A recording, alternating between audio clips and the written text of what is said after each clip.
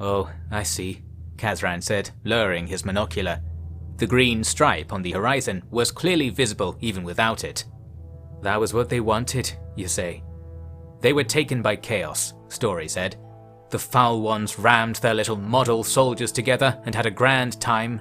Redmayne saw it coming, made it easy for himself to sink the lot when the madness grew too deep, I think.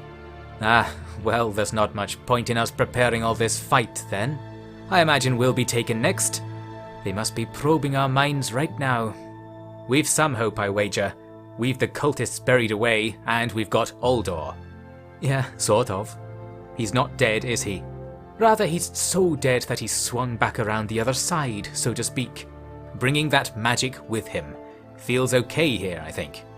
Haven't had too much trouble with the voices. But then again, I've got all these other voices now. Ah yes, and that's manageable. Profitable, even. I just wonder what's going to become of me. I think you'd best dispose of me in the cleanup. Sorry, just can't promise that.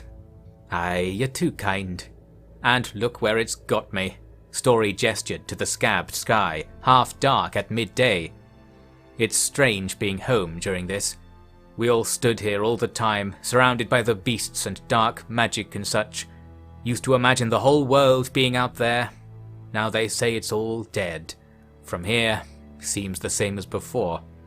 Indeed, you could be the last one to die, but if you were on your own the whole time, wouldn't feel very special, would it? Sounds like wisdom, not becoming of an engineer.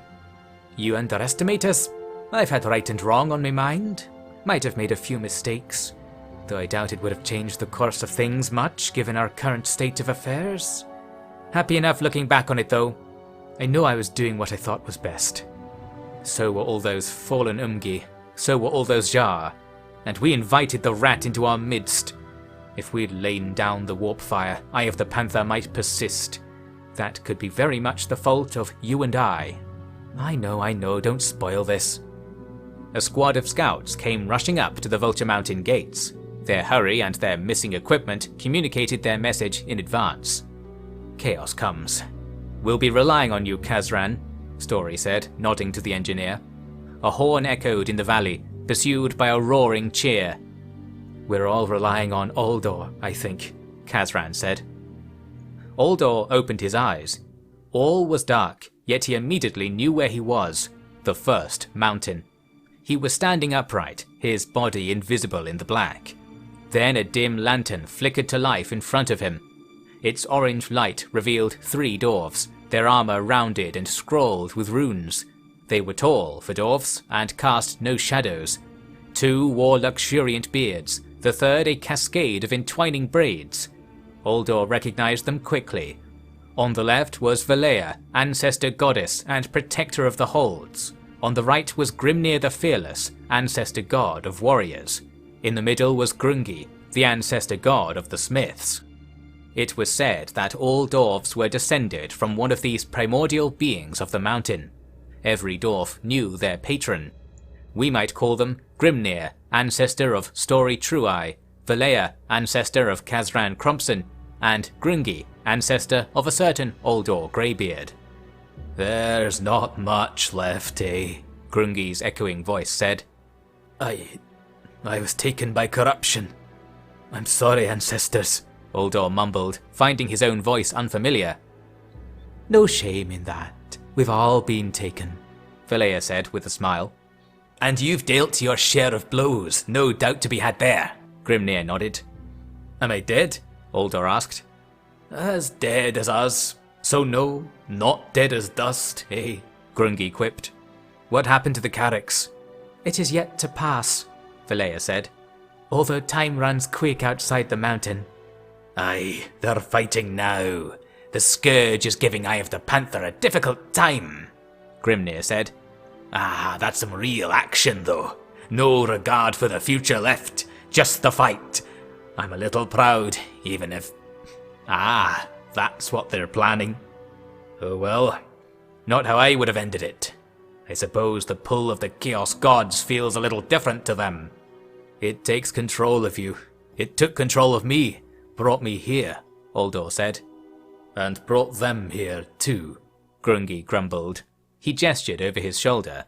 The lantern flame was then overwhelmed by the bloody maelstrom sky, casting the darkness away. The dwarves stood on an endless plain, while the horizon flickered and warped. Above them, ghostly monsters crossed the sky, their limbs uncountable, their size unmeasurable. "Their gods have been at our gates for a while," Valea said. "It seems you've let them in." "They're at your gates too, out there," Grimnir said. "One carrack left. And I think they want to cut our cords before we get to see the result. Chaos gods don't love battle as much as they claim."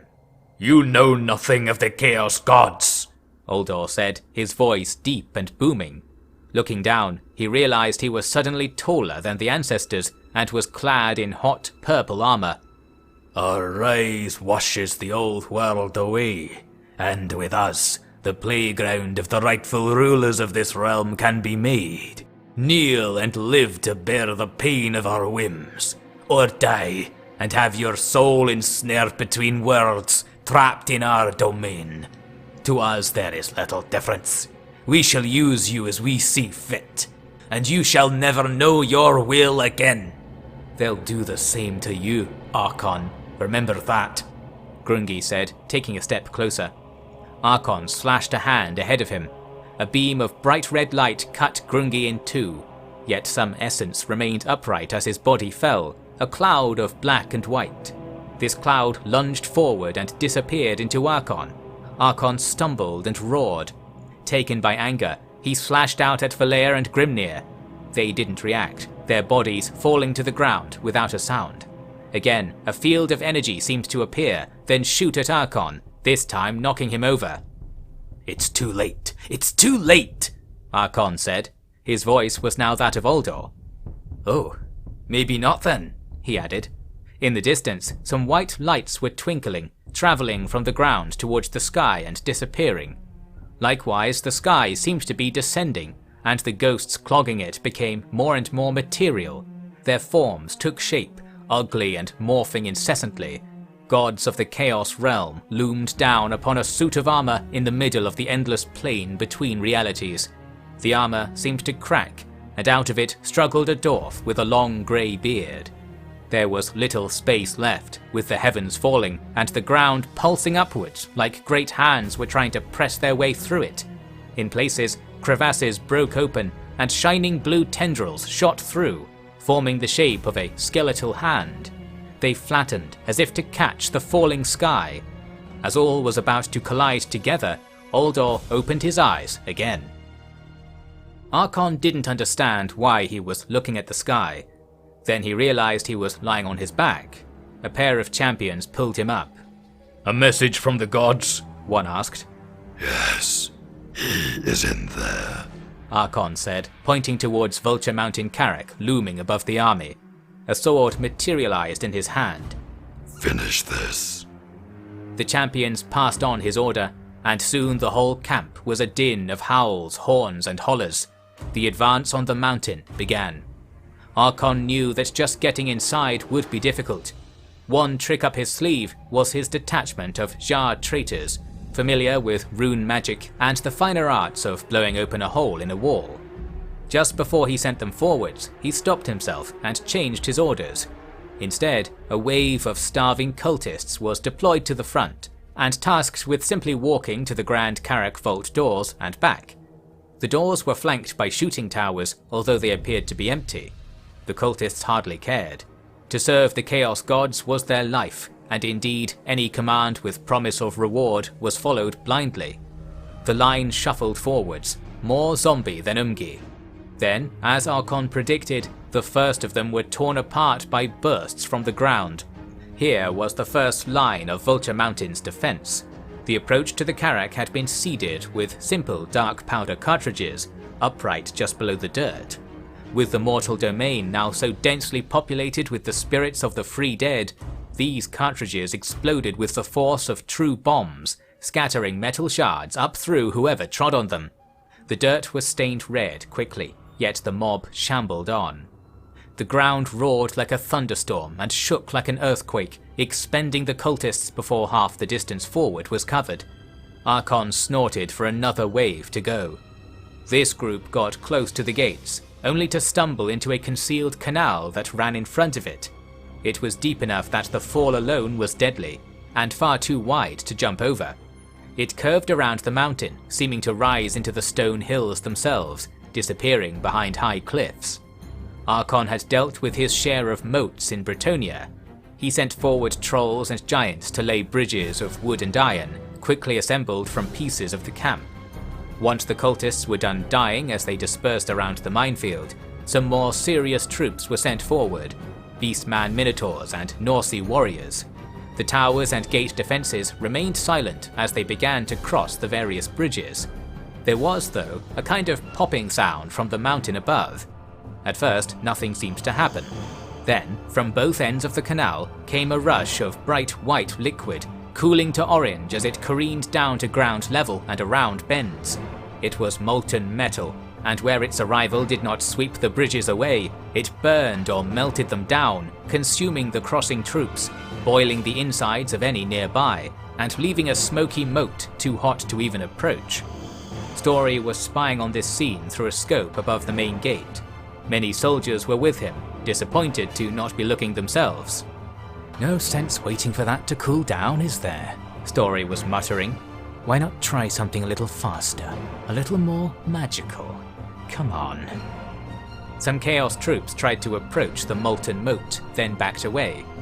Somewhere in the Chaos camp, a plan was hatched, and next came forward a single rank of robed figures.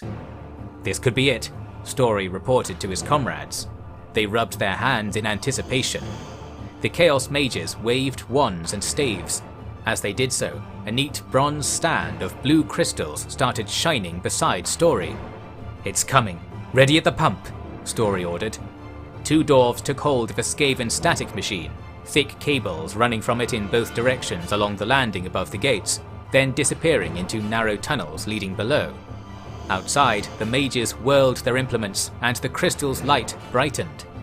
Upon reaching satisfaction, the mages thrust their arms at the moat. White cracks appeared in the air, and close by the iron solidified so fast it let out a screaming crunch. Ice winds neutralized the heat up and down the canal, constructed from magical energies wafting up the valley on the invisible wind. "Quickly, while the magic is still in the air," Story called. The nearby dwarves pushed a plunger on the Skaven contraption. It whirred and sparked as something span inside.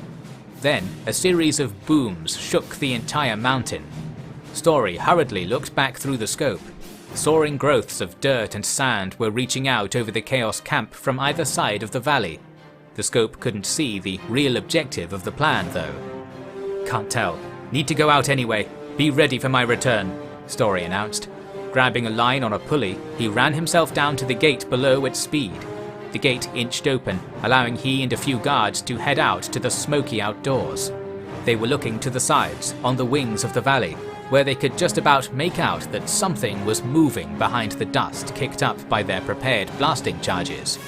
Rocks were rolling down the slopes, picking up speed and crashing towards the Chaos forces. Indeed, there was nothing mere infantry could do when boulders made their way through the formation, with groups scrambling to avoid one onslaught only to be dashed by another. One even approached Archaon, although a beam of warping plasma launched from his sword split the rock in two, the pieces skidding to a halt as they toppled. Strangely though, those pieces seemed to be moving, wriggling, even after their momentum was spent. Now, Story raised a speaking trumpet and had his entourage join him in shouting a message into it. "I summon you to fight," it went, echoing across the Chaos army and camp. For a few moments, the general clamour of chaos was the only reply. Then came a low groan, growing into a chorus. "I hate when this stuff actually works. Back inside," Story said. As the dwarves hurried to get in and close the gates before curious beasts finished crossing the iron moat, the various boulders distributed across the valley began to unfurl, shining green, emitting those rumbling groans, then roars. Hearing these calls from near and far, any and all feral orcs left in the mountains converged without thought on the Chaos army, running down the mountaintops and emerging outside the western pass from their hiding places in the river swamps. Chaos troops were still marching through that pass by the tens of thousands, and found themselves now in the unfortunate position of being between some very pious orcs and the greatest collection of orcish golem idols ever assembled. Brutal, nearly mindless fighting ensued along the marching column. Those already in position outside the carrack were running about trying to escape the grasping crags of the golems. Regular weapons were no good against their bodies of stone, although when spawn creatures wrapped themselves all over said bodies, it did at least slow them down and even appear to cause pain, or at least anger. Giants and Cygors had to step up to the plate and swing rocks of their own, smashing into the bodies of the golems in showers of shrapnel so powerful that any infantry too close were cut up by it. So began some titanic wrestling matches between beings of similar size and strength, crashing about the camp and utterly obliterating any sense of order in the formation in front of the gates.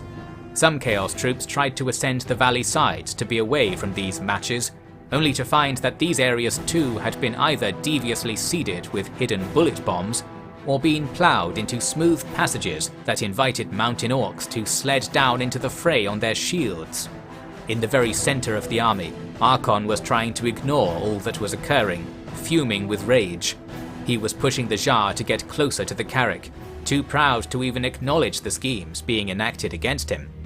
He had one thing on his side that made his hubris survivable: the sheer strength and size of his world-conquering force. Dragons swept down to harass the golems from above, while giants swung clubs of volcanic rock that knocked floating legstones clean away. Elsewhere, the Chaos mages had deduced that this unfamiliar weapon was some construct of magic and worked to dispel it. They struggled, being that foul Nagashi powers were at work within it, but the more malleable orcish enchantments could be attacked at least, turning the golems into mere living rock with no will to fight. Meanwhile, on the peripheries, the soldiers formed shield walls and halberd phalanxes to keep the feral orcs at bay. The creatures had determination on their side, yet few weapons, and those among their number with much battle experience were long since slain by the very Dwarven Empire their last charge now served. Gradually, the situation was brought under control. By this time, Archaon and the Jar were standing boldly before the gates. It was time for the Chaos forces to employ some Dwarven engineering. The Jar placed slippery charges on the pillars supporting the Gromril doors, nimbly climbing over each other like ants to quickly ascend up them. While the gate was surrounded by firing ports and murder holes, there was no resistance. Archaon knew he was right to call the bluff of the mortals. Still, there was yet more trickery to contend with. This time, burning trails of black arced down from high atop Vulture Mountain. They dove into the Chaos army and detonated in plumes of blood and metal shards. More and more began their flight down.